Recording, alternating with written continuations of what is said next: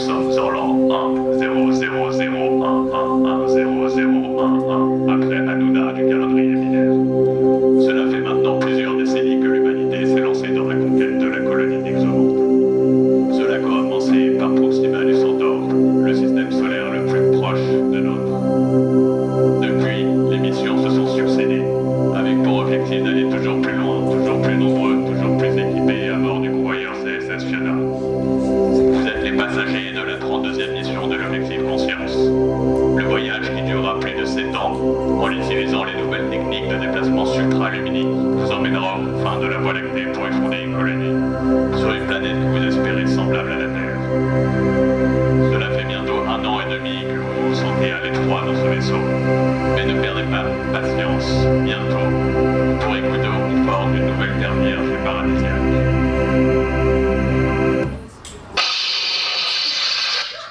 Sur ce gamin! Qu'est-ce qui se passe? Qu'est-ce qui se passe dans ce fucking vaisseau? Alerte jaune pisse! Je veux des explications! Ah, mon commandant? Oui! D'après que se nos passe-t-il? écrans de bord, nous avons subi une grave avarie. De quelle nature? Un sursaut gamma. Sur ce gamin. Sur ce gamin. Oui, mon commandant. Ah oui, je vois ça, en effet, ça a carrément abîmé le vidéoprojecteur. Ouais. Comment est-ce qu'on s'en sort? Qu'est-ce qu'il faut faire? Expliquez-moi. Alors, Quelle avarie? c'est très compliqué, mon commandant, et les sursauts gamma sont tout à fait imprévisibles. Je vous D'accord. recommanderais d'appeler le professeur Makarasu qui pourrait éventuellement nous aider. Mais pourquoi? Qu'est-ce qui se passe? Enfin, quel est le problème dans ce vaisseau? Pourquoi est-ce qu'on a besoin d'appeler tout le temps Makarasu? Alors, parce qu'en fait, le diagnostic vient de me retomber et nos moteurs sont en surchauffe. Dans 45 minutes, le vaisseau va exploser, mon commandant. 45 minutes. 45 minutes, mon commandant. Ah bonjour, une fois, votre Bob le bricoleur, il joue sacrément bien. Ah oui, le sursaut gamma a également endommagé l'IA du vaisseau. Ouais, toujours chiante celle-là. D'accord, ça va être 45 pire. minutes. 45 minutes pour sauver un vaisseau, c'est ça? D'accord. Allez me chercher le professeur Makarasu. Chers passagers du vaisseau, nous sommes à bord d'un mini Tchernobyl. Dans 45 minutes, nous risquons d'y passer. Nous avons donc 45 minutes pour nous sauver. Et nous avons besoin de tous les cerveaux compris, y compris les vôtres. Vous allez donc nous aider à trouver le meilleur endroit pour se poser et ainsi survivre. Oui, parce que si on ne se pose pas dans 45 minutes, vous allez tous crever. Les portes sont fermées, mais les issues de secours sont au fond, là-bas, de l'autre côté aussi, et sur les portes latérales, surtout les fenêtres ici. Docteur Makarasu, Commandant, rapport? au rapport, oui, en effet. Ça tombe bien que vous soyez à bord de ce vaisseau parce que nous avons des petits soucis techniques. Hein. Sur ce gamin vient de nous tomber sur la tronche et nous avons 45 minutes encore à survivre. Nous allons avoir besoin de vous. Pas forcément un petit problème, un sursaut gamma. Un sursaut gamma, c'est quand même le résultat d'une collision d'étoiles à neutrons, de cadavres stellaires qui s'entrechoquent et fusionnent entre eux en formant les événements les plus énergétiques de l'univers. Et on est tombé dans le jet. Ok. Voilà, c'est un miracle qu'on ne soit pas encore complètement explosé dans l'espace. Heureusement qu'on a 45 minutes quand même pour On a 45. atteindre un système, le système conscience. Le système conscience qui a été nommé par un obscur collectif il y a plusieurs siècles et qui orbite 7 planètes, non, 6 planètes, 5 planètes, orbitant autour d'une naine rouge, une étoile de faible masse, de masse bien plus faible que le Soleil. Et il nous faudra choisir parmi ces 5 planètes pour connaître notre lieu d'atterrissage et coloniser un nouveau monde avant qu'on soit complètement réduit en miettes.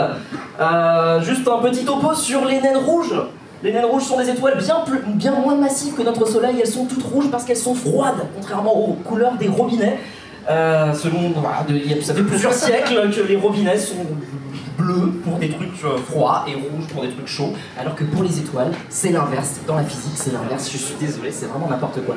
Donc voilà, les naines rouges sont absolument fantastiques en termes d'habitabilité, parce qu'elles constituent 85% des étoiles de notre galaxie. Donc c'est pas mal, il y en a pas mal. Et au niveau temps, ça nous laisse du temps pour survivre quand même, parce qu'elles sont entre 1 millier et plusieurs milliers de milliards d'années à vivre, contrairement à notre Soleil qui n'en a que 10 milliards d'années. Donc voilà, ça nous laisserait du temps pour nous développer. Maintenant, il faut choisir des planètes très rapidement, donc il faut passer à la suite. Pour arriver sur une planète, il faut qu'elle soit habitable, dans sa zone d'habitabilité. Alors qu'est-ce que c'est une zone d'habitabilité ? C'est une zone sur laquelle on pourrait potentiellement trouver de l'eau liquide à la surface de ces planètes. Alors ça dépend évidemment de l'âge de l'étoile, de la température de l'étoile et de l'âge du système solaire, parce qu'elle s'étend au fil du temps. Ce qui quand même élimine plusieurs choix de planètes, donc on ne va pas atterrir sur les géantes gazeuses qui sont très très loin. On a le choix entre 3 planètes. Voilà, malheureusement les naines rouges ont des comportements un petit peu capricieux qui fait qu'elles ont des éruptions stellaires de temps en temps. Qui fait que les planètes les plus proches de l'étoile sont généralement complètement grillées et n'ont pas d'atmosphère, on ne va pas atterrir là, c'est pas une bonne idée. Ce qui nous laisse 2 choix. On a le choix entre une planète tellurique, une planète constituée de roches et de métaux avec une atmosphère, et 2 lunes d'une géante gazeuse qui possède aussi une atmosphère respirable, on l'espère. Donc voilà, qui peut être potentiellement habitable puisqu'elles sont dans les zones d'habitabilité. Elles sont chauffées par les effets de marée de leur géante gazeuse. Chers passagers, nous avons maintenant besoin de toute votre concentration et de toutes vos connaissances, surtout documentées maintenant par le docteur Makarasu. Vous allez pouvoir choisir la planète vers laquelle nous allons nous diriger. Nous avons le choix entre Conscience T2, je vous rappelle, elle est tellurique, mais également Conscience G3, qui est une planète gazeuse, mais qui a des satellites. En revanche, moi j'aime pas trop la démocratie, mais on va quand même y passer. On va faire ça. L'organisation dans le futur, c'est pas ça. Ouais, surtout quand je suis seul commandant à bord. Ta gueule. Donc, nous avons besoin de toutes vos compétences. On va faire ça par vote à main levée. Soyez efficaces, levez bien la main comme ça. Je peux pas trop escalader. Qui est pour se poser sur la planète Conscience T2? Levez bien la main. 1, 2, 3, 4, 5, 6, 7. On n'a pas le temps, Ouais, commandant. bref, en tout cas, ouais, ça n'a pas trop le temps. En tout cas, qui est pour Conscience G3? Vous aimez le risque, moi aussi. Ok, alors, capitaine, enfin pas capitaine, mais plutôt pilote, dirigeons-nous vers planète Conscience G3.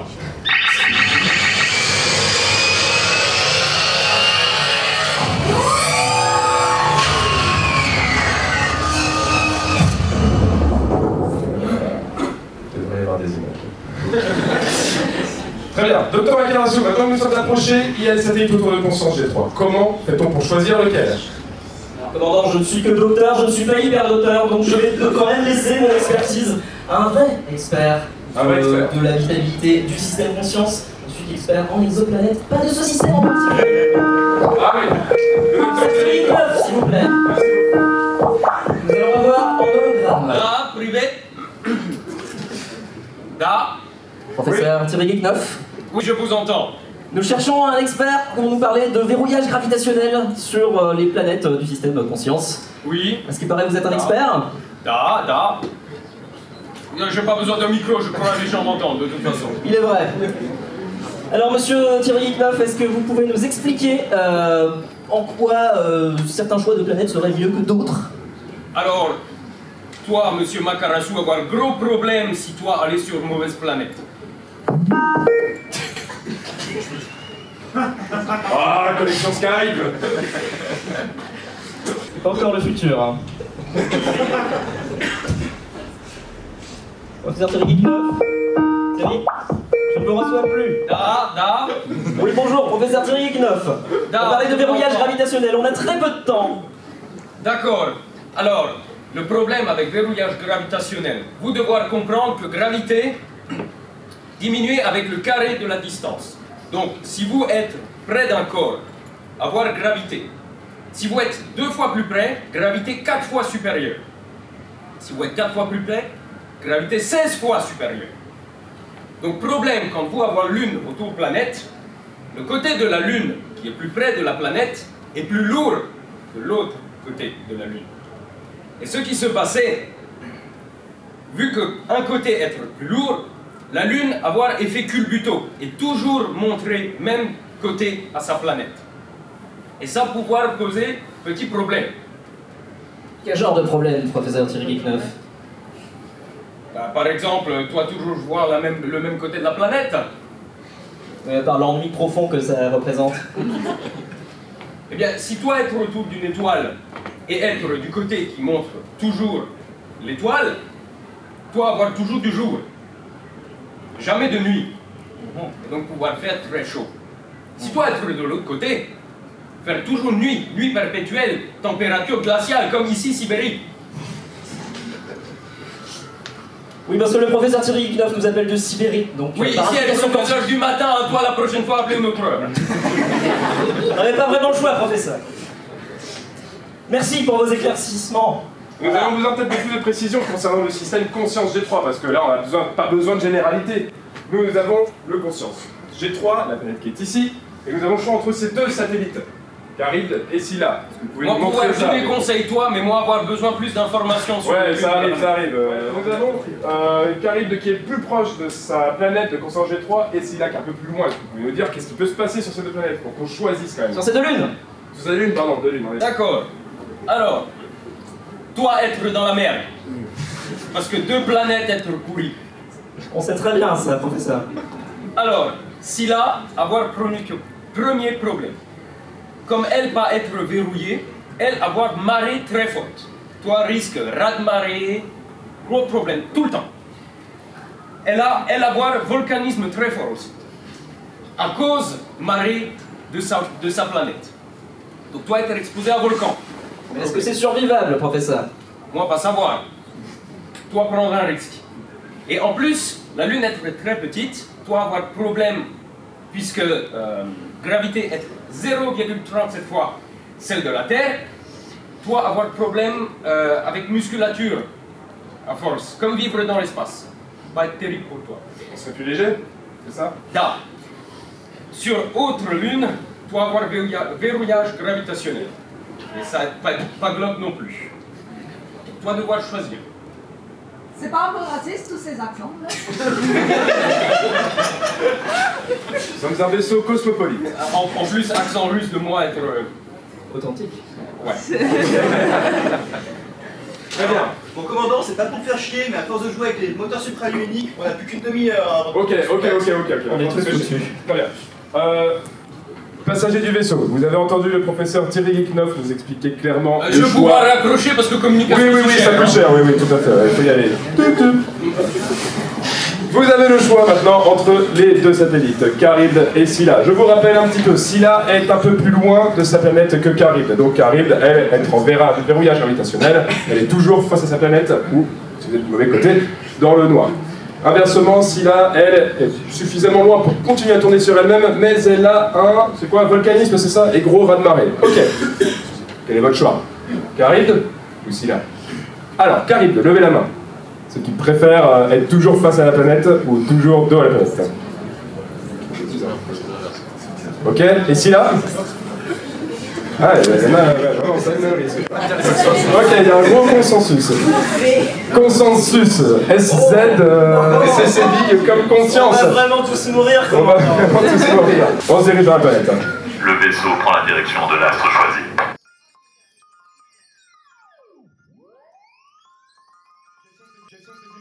Nous avons envoyé une sonde sur la planète pour étudier sa surface. Et il faut juste attendre qu'elle atterrisse. Ça, c'est la surface de. J'ai oublié le nom. C'est la surface de Scylla. Tout le monde a oublié de toute manière. Ok. On va bientôt avoir des images. Un peu plus précise, là, on commence à rentrer dans l'atmosphère, c'est le sol qu'on voit ici. C'est le sol, oui. Avec des lacs et des mers. Ok. C'est très rouge quand même. C'est très très rouge, mais c'est le filtre de la caméra. Ah oui. Instagram existe toujours en binaire 1, 0, 1, 1, 0, 0, 1, 0, 0, 1. Fantastique. La sonde s'est posée. Le temps qu'on ait des images de l'analyse des sols, on sera peut-être mort. Je vois que c'est quand même super accidenté, ça c'est le volcanisme en gros. C'est le volcanisme qui a créé ça. C'est volcanisme, il y a clairement un cycle de l'eau, parce qu'il y a des surfaces érodées, Ah oui. des surfaces sombres qui représentent des lacs. C'est sûrement des lacs d'eau, on ne sait pas. Demain. Oui, il y a peut-être de la vie sur cette planète, s'il y a de l'eau. Ah. Mais quelle forme peut-elle prendre? Je ne sais pas. Est-ce qu'on utilise des photos prises par la sonde au niveau du sol? Eh ben, on ne sait pas encore. On ne sait pas encore, mais on peut spéculer peut-être sur quelle forme de vie pourrait prendre pied sur pied ou tentacule sur cette nouvelle planète. A priori, si la planète est plus facile, le satellite est plus petit que la Terre, les animaux ils seraient plus grands, plus petits. Ah, j'en sais rien, moi. On sait rien. Je suis pas astrophysicien. Ok, est-ce que l'ordinateur de bord peut nous afficher les images au sol? Pas encore, non, je ne pense pas. Pas encore? C'est pas ça. Non. Non. Par contre, on peut peut-être demander à des vrais experts. Est-ce qu'on a un expert en biologie dans la salle? Moi, j'en connais un. Ah, vous en connaissez un? Oui, mais vous n'allez pas l'aimer. Pourquoi? Il est un peu froid. Il est un peu froid, oui, d'accord. Oui, genre littéralement, cryogénisé. C'est qui? Vous connaissez le professeur Mandax? Ouais, ça me dit quelque chose. Mais c'était pas... Enfin, c'était en 2019, ça. Oui, après une expérience télévisuelle ratée, on l'a cryogénisé. Il s'est réveillé dans le vaisseau, on l'a trouvé un jour, entre les poubelles. Je peux aller le chercher. Combien de temps nous reste-t-il, pilote? Je dirais 25 minutes. Environ 25 minutes. Ah, c'est bon, on va pouvoir s'en sortir quand même. Ah, Il y a un peu de bruit de décoffrage. ouais. Voilà. Voilà, le froid. Oui. Va bien, professeur Mandax. J'ai froid. Nous sommes en l'an 1 1 0 0 0 1 1 0 0 0 1 1. Professeur Mandax, la situation est critique. On est jeudi? On est jeudi, c'est ça. On est jeudi. La situation est critique, nous allons atterrir sur un monde extrasolaire et vous êtes le seul à pouvoir nous éclairer sur les formes de vie qui pourraient être à sa surface. Vous êtes dans la merde? On est clairement dans la merde. C'est moi qui suis l'expert, vous êtes dans la merde. Ça s'est bien passé, le voyage, la nourriture était bonne, il y avait des plats végés. Donc, comme je vous disais dans l'émission d'hier, on est jeudi. On est jeudi, la vidéo était hier, ouais. Donc vous avez fait le choix d'aller sur une planète où c'est le bordel plutôt qu'aller sur l'autre où c'était calme. C'est ce que m'a raconté dans Lié à du vaisseau, oui, tout à fait. Ouais, c'est con. Et donc, alors c'est quoi la question? C'est que... La question c'est quelle forme de vie pourrait prendre pied ou tentacule ou elle, on ne sait pas, sur cette planète. La vie est formidable. La vie prend plein de formes différentes et très étonnantes. Et elle trouve un chemin. Et la vie trouve toujours un chemin. Comment va ta chlamydia? Pas mal. Oui, bah voilà. Donc, on a ce qu'on appelle les convergences évolutives, donc évolutionnaires. Donc, les formes de vie vont pas prendre n'importe quelle forme. Quand vous voulez vous déplacer dans un fluide relativement visqueux, c'est quoi la viscosité de l'eau? Tu as une idée Bon, on s'en fout. Bah c'est bien, ça fera une référence. Alors, c'est bien d'avoir un corps du coup qui va être hydrodynamique, vous voyez, et qui va être très musclé. Et donc sur la planète Terre, si vous vous rappelez, elle est dans un état... La planète quoi? Putain, vous avez tout bousillé, chier. Donc ça, c'est un dauphin. Il n'y en a plus maintenant, hein, mais donc ça va. Ça, c'est un espadon, et ça, c'est un ichthyosaure. C'est pas un dinosaure, c'est un reptile qui est disparu il y a longtemps. Et vous voyez que les formes se ressemblent.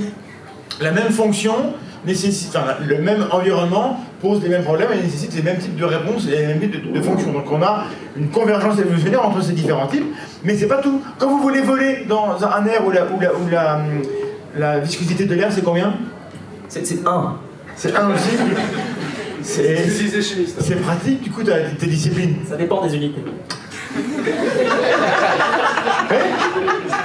Eh ben on est dans la merde, c'est eux qui dirigent. Bon, est-ce qu'on va dans le... Ouais. Vive! Ça, on a vraiment pas le temps, on est une équipe de branque et on le sait très bien. Vive la technocratie! Bon, alors donc là, on a... Dans l'espace, c'est facile, la viscosité, c'est 0. Alors. Mais vous avez pas un accent allemand tout à l'heure, vous? C'est tout à fait, ouais. Alors, au cas où vous cherchez le mot c'est glossophobie. Bon. Donc ça, c'est le Quetzalcoatl, machin, c'est un des plus gros trucs qui volait, mais c'est mort. Et ça, c'est l'Albatros, mais c'est mort aussi maintenant parce qu'on est en l'an 1, 1, 22, 26, on est jeudi. Et donc, c'est les mêmes défis, c'est les mêmes problèmes, donc c'est les mêmes solutions, c'est des grandes surfaces planes avec des os creux pour être léger, et voilà. Donc on a des trucs qui vont se ressembler aussi. Donc on va dire, bah du coup, si on sait quelles sont les conditions sur la planète, alors on peut savoir qu'est-ce qu'on aura. Pareil, peut-être qu'il y aura de la lumière, bah, du coup il faut des yeux. Ordinateur, voilà, donc ça c'est un œil. Ça c'est un œil de Nautile, ça c'est un œil d'être humain, c'est Simone. Et ça c'est une coquille Saint-Jacques et ça a plein de petits yeux. Et donc les yeux sur Terre sont apparus plein de fois de manière différente. C'est des lignées séparées qui ont acquis des yeux et on voit que du coup ils se ressemblent, mais pas trop. Donc il y a une forme de convergence qui n'est pas totale, mais c'est la même fonction, et donc elle est assurée de manière différente. Donc on peut s'attendre à ce que les animaux avec des yeux. Mais peut-être qu'il n'y a pas d'animaux, peut-être que des plantes. Et surtout, sur Terre, il y a... Mince, c'est 460 400 le Cambrien. 485. 485 millions d'années. On avait la faune des Diacara, voilà, avec des bestioles, donc avec des... Donc nous, on a une symétrie bilatérale, donc normalement, quand on est beau comme moi, on est symétrique. Oh, ça va encore, mais on a pris la dernière. Et...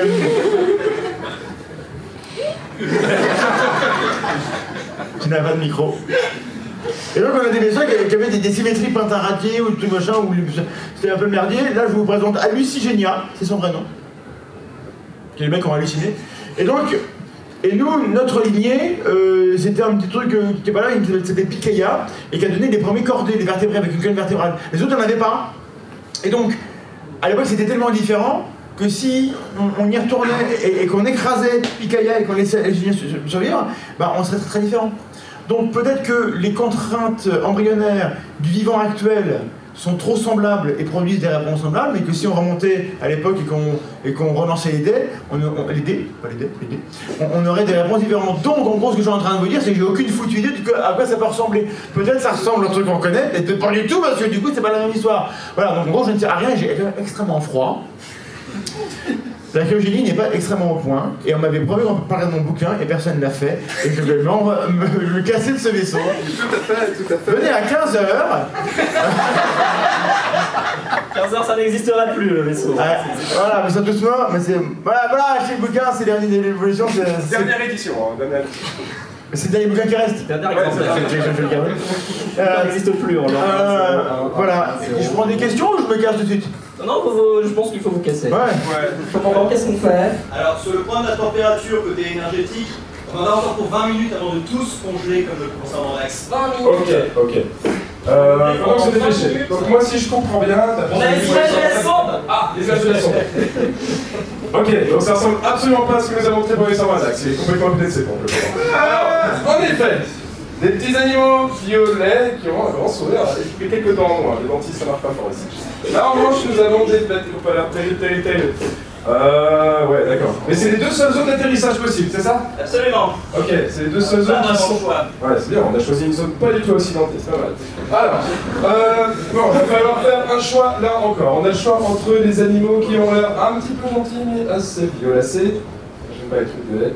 Et nous avons aussi des animaux qui ont des têtes de chauve-souris, mais je sais pas trop. C'est quoi ce délit de faciès là? Nous sommes un vaisseau cosmopolite, je le rappelle. Nous n'avons aucun problème avec ça. Voilà l'accent, c'est un vaisseau cosmopolite. Ça comme l'intelligence artificielle. Ah, chers passagers, nous avons besoin de vous pour choisir la dernière, le lieu où nous allons nous poser. Vous préférez aller voir les petits animaux violets? Levez la main. Oh, vous êtes des vrais gros relous. Allez chercher les autres là, allez-y. Ouais.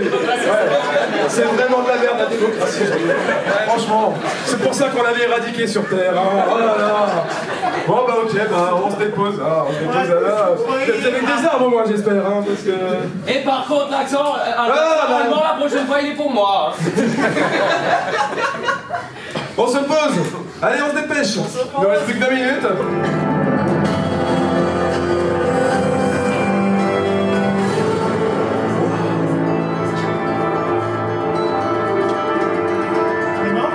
Vous avez pris la décision d'atterrir sur cette planète. Des générations se sont succédées sur le sol de ce nouveau monde et l'humanité a dû s'adapter à son nouvel environnement. Donc finalement nous sommes arrivés ici à cette commémoration des 1000 ans d'implantation sur cette planète. Face aux défis, nos ancêtres ont su faire les meilleurs choix. C'est la force de la démocratie.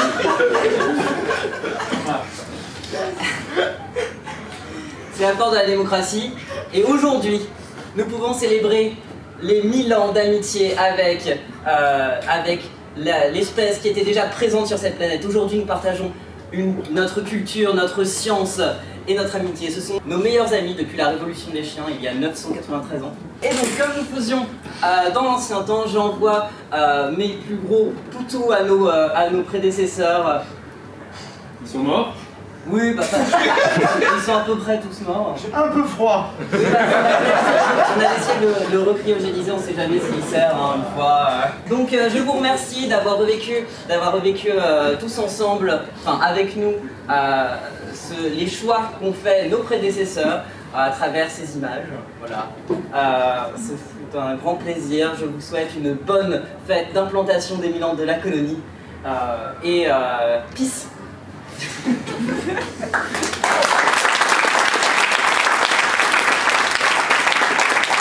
Je vais remercier déjà les gens qui ont participé à cette sublime conférence. C'est bon, j'ai le droit, parce qu'il fait chaud en Sibérie là. Ouais, ouais. Venez tous là. Donc, en professeur Thierry Knopf, nous avons évidemment astronomie. Non. Non. C'est vrai, la système sur le tombage, mon gars. N'était pas russe. Regarde, c'est lui l'astronomie. On a professeur Makarasu.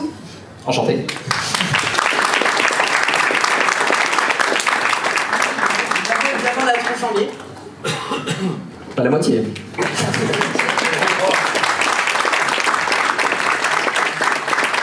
Qu'est-ce que c'est que ce choix? Non mais ils voulaient crever les mecs là. Et sur les Erwan, nous avons une invitée surprise. Non, il a pas dit ça, putain. Dans le rôle de l'intelligence artificielle. On fait Google, on a que Bing. Ah mais oui. Valentine Delattre. Mesdames et messieurs, sciences de bonsoir.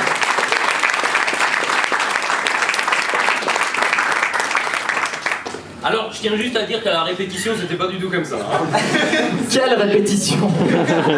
Je ne vois pas de quoi tu parles. Je crois qu'on est à notre plus haut level d'organisation ici. Hein. Absolument. Le deuxième, la voix off, ainsi que le technicien du vaisseau, Nicolas.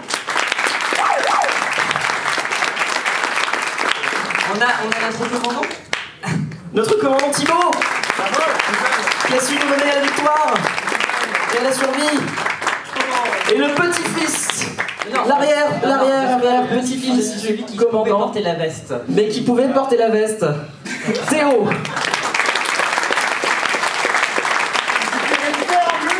Malheureusement. Mais qu'est-ce que c'est que cette société là? Non, c'est pas héréditaire. On est parti à 100, forcément, on était tous consanguins. Non, c'est pas héréditaire, c'est juste que le commandant est celui qui peut porter la veste et la casquette.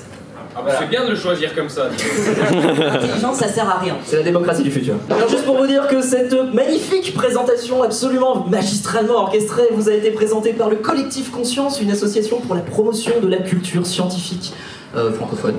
Enfin, nous diffusée dans la francophonie, on est un petit peu partout. On réalise plein de projets autour de la culture scientifique, dont ceci qui était un prototype, vous l'aurez vu, d'un projet qui s'appelle Les Mondes Imaginaires, où on va essayer d'explorer les liens entre la science et les mondes de fantasy. Les On a mondes encore réglé imaginaires. quelques glitches avant la mise en vente, mais ça va. Absolument, il faudra régler le Skype du futur, mais on est sur le bon chemin, je pense. Donc voilà, merci à tous et à toutes pour votre attention, hein, et puis et votre patience. Et merci. Et abonnez-vous. Et mettez la cloche. Ah non, pas lui. Pour le collectif Conscience.